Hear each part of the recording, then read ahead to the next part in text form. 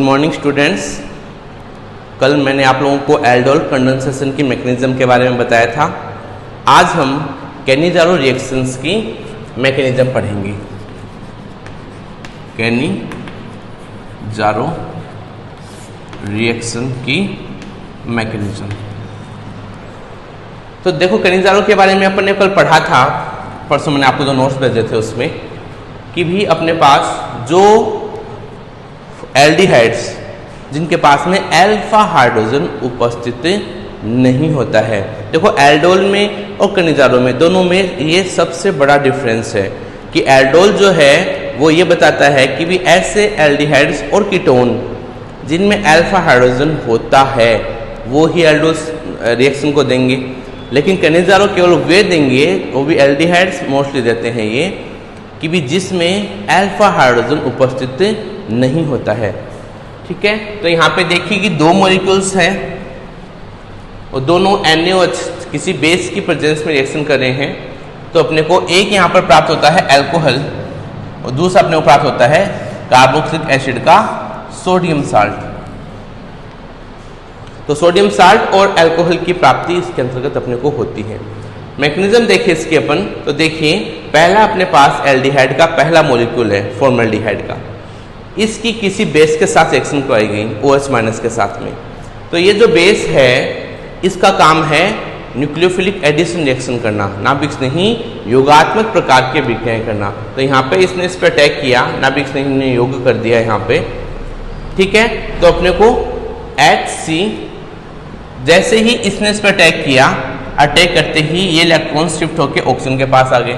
तो ऑक्सीजन पे देखिए यहाँ पे क्या आ गया, नेगेटिव चार्ज आ गया और एक OH यहाँ जुड़ गया, ये OH यहाँ पर जुड़ गया है। ठीक है, नेक्स्ट स्टेप में क्या होगा कि O पे जो नेगेटिव चार्ज है ये वापस कार्बन ऑक्सीजन बॉन्ड के बीच में आएगा।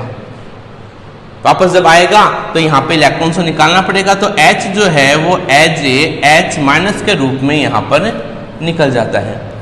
तो देखिए यहाँ पे H जो है वो एज H- के रूप में निकल गया।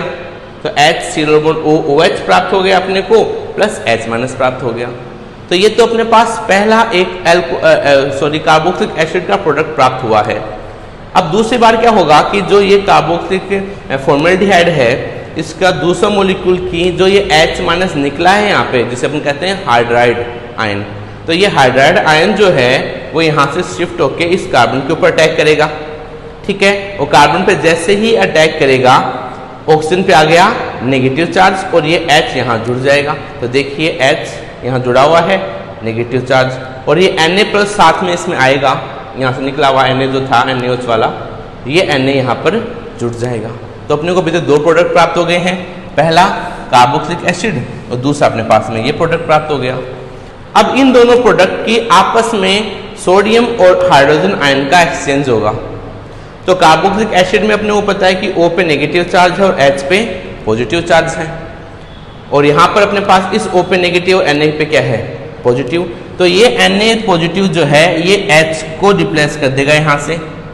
तो H जो है वो तो आ जाएगा O के साथ में और इस O के साथ आ जाएगा Na। तो देखिए आप लोग H सीरियल बॉन्ड O के साथ Na आ गया तो ONA बन गया, और जो ये HCH3 है इस O के साथ H आ गया, तो ये अपने को अल्कोहल की प्राप्ति इसके अंतर्गत हो जाती है। तो ऐसे केवल एल्डिहाइड्स जिनके पास अल्फा हाइड्रोजन नहीं होता वे ही कैनिजारो रिएक्शंस को देते हैं, और राजस्थान बोर्ड में इस क्वेश्चन के आने के चांसेस 2021 में 100% है।